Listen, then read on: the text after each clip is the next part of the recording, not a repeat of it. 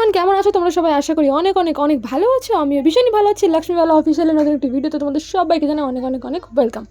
তো আজকে আমি আর মা এসেছি মাছ কিনতে, মানে বান্দ্রাতে না, ডান্ডাতে।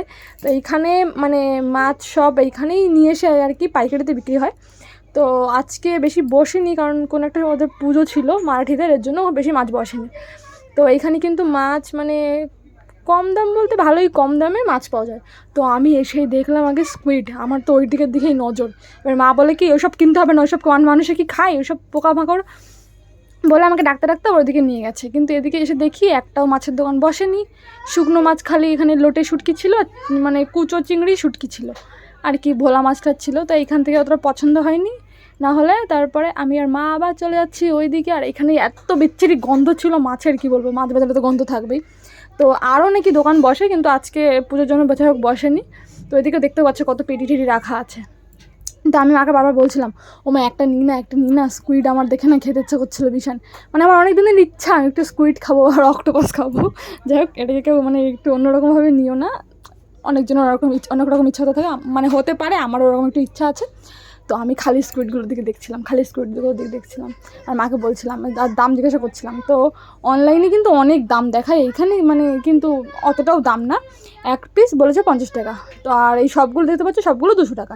তো এতগুলো আমি একা খাবো, এতগুলো তো মোটেই নেবো না, কারণ কেমন লাগবে ভালো না মন্দ, এর জন্য এক পিসই নেবো বলেছি। আর এখানে দেখো চিংড়ি মাছগুলো দেখেছো কত বড় বড়, সবগুলো চিংড়ি মাছ মাত্র 300 টাকা। এত বড় বড় পুরো গলদার চিংড়ি, হ্যাঁ গলদার চিংড়িই বলতে পারো। এত বড় বড় চিংড়িগুলো মাত্র 300 টাকা করে, মানে দেখে একদম মন ভরে যায়। তো আর এই সাইডে যে চিংড়িগুলো দেখছি মহিলাটার কাছে, এগুলো 100 টাকা করে। তো এখানে দেখো মা নিয়ে নিল, আমি অনেকবার বলেছি। তারপরেই হলো লোটে মাছ, আর আমার কিন্তু লোটে মানে মাছ অনেক ভালো লাগে, লোটে ঝুড়ি, তারপরে লোটের কষা অনেক ভালো লাগে। তো ফাইনালি মাকে পটিয়ে পাটিয়ে নিয়ে নিলাম একটা স্কুইড, সবথেকে বড় যেটা ছিল এখানে ওইটা। তো আমি তো ভীষণই এক্সাইটেড যে প্রথমবার জীবনে স্কুইড খাবো। তো জানি না কেমন খেতে হবে, কিন্তু আমার মনের মধ্যে অনেক আনন্দ লাগছিলো স্কুইডটা দেখে। তো দেখো কত সুন্দর করে ছাড়িয়ে দিচ্ছে, মানে ওনাকে বলেছিলাম একটু পরিষ্কার করে দিতে, তো উনি পরিষ্কার করে দিল। আর বাদ বাকি আমরা ঘরে গিয়ে করব। তো আমরা তো মানে কি বলবো, আমি আরও মাছ নিয়েছিল মা, 50 টাকা না 100 টাকা নিয়েছিল মিক্স মাছ, তাও প্রায় 1-1.5 কিলো হবে। মানে ভাবো তাহলে কত কম দাম মাছের।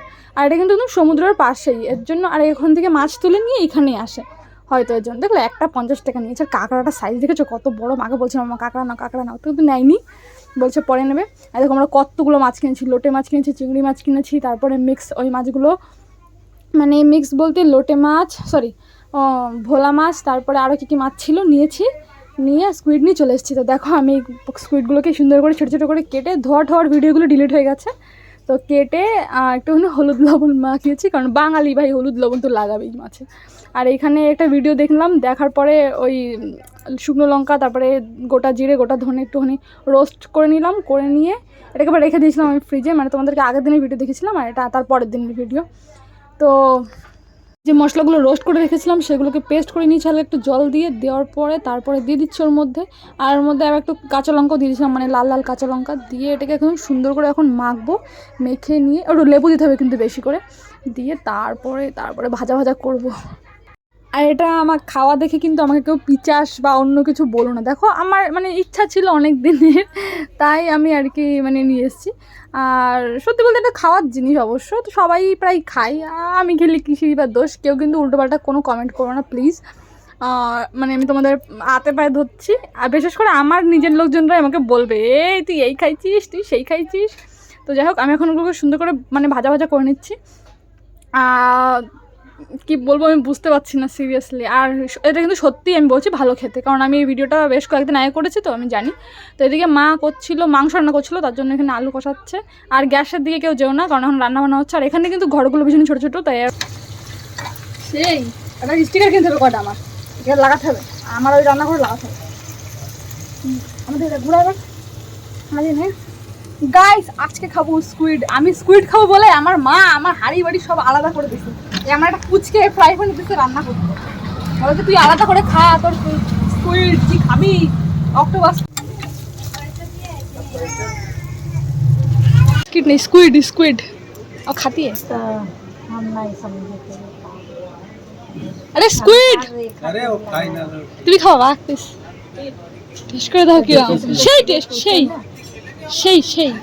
সেই স্বাদ।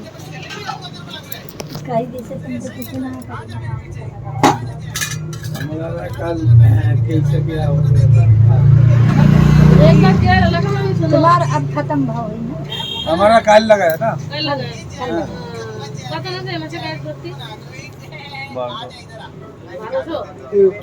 भाव बढ़ गया, हाँ। কিরম খাতি?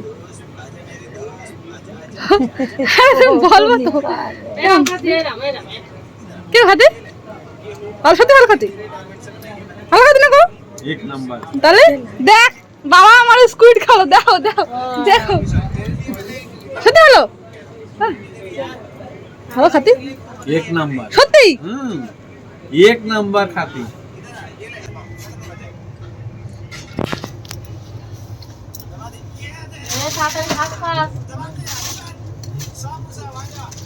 মাংসের মতনই স্বাদ লাগে।